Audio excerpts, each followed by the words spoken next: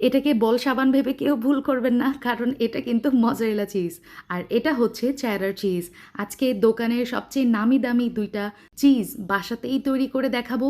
তাও আবার কোনো রকম কেমিক্যাল ছাড়া, কোনো রকম প্রিজারভেটিভ ছাড়া, মানে একদম হোমমেড এবং হেলদি উপায়ে। এই চিজগুলো একবার বানিয়ে আপনারা নরমাল ফ্রিজে সংরক্ষণ করতে পারেন, ইনশাআল্লাহ ১৫ থেকে ২০ দিন মতো ভালো থাকবে।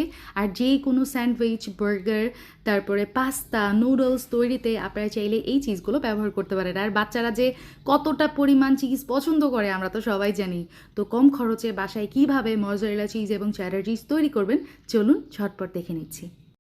এই পর্যন্ত আমি আমার লাইফে যতভাবে মজারেলা চিজ তৈরি করেছি তার মধ্যে এই রেসিপিটা সবচেয়ে বেশি পারফেক্ট হয়েছে এবং সবচেয়ে বেশি সহজ লেগেছে আমার কাছে। ১.৫ লিটার গরুর কাঁচা দুধ অর্থাৎ ফুল ফ্যাট মিল্ক নিয়েছি আমি।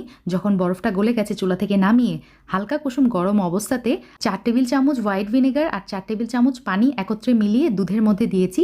এই যে দেখেন ছানাটা কেটে গেছে। দুধের পানি থেকে ছানাটা উঠিয়ে আমি একটা স্ট্রেনারে রেখে দিচ্ছি। এখন এই ছানা যেটা করব আমি প্যানের মধ্যে দিয়ে দিব এবং চুলার জাল থাকবে লো টু মিডিয়াম হিটে। এভাবেই আমি জাল করে নিব যতক্ষণ না পর্যন্ত এই পানিটা শুকিয়ে আসছে। অল্প করে আমি লবণ ব্যবহার করেছি যাতে করে মজারেলা চিজের মধ্যে একটু সল্টিনেস থাকে। তো পানিটা যখন শুকিয়ে গেছে তখন আমি এই যে চিজটা কড়াই থেকে উঠিয়ে নিলাম আর এই যে কাপের মধ্যে আমি এটা সেট করেছি ১ ঘন্টার জন্য। ১ ঘন্টা পরে আমার মজারেলা চিজ একদম রেডি। যে কোনো পিৎজা, পাস্তা, স্যান্ডউইচ তৈরিতে এই মজারেলা চিজ আপনারা চাইলে ব্যবহার করতে পারেন। তো শুধু দেখতে সুন্দর হলে তো হবে না, তাই না? এটা আসলেই যে কাজ করছে বা স্ট্রেচি হয়েছে সেটাই এখন আপনাদেরকে দেখাবো।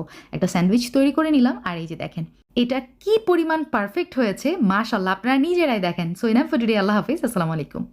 আমি আগে কতই না বোকা ছিলাম, এত টাকা খরচ করে বাজার থেকে এই চেডার চিজ আমি কিনে আনতাম। কিন্তু এখন দেখেন বাসাতে কত কম খরচে এটা বানিয়ে নেওয়া যায়।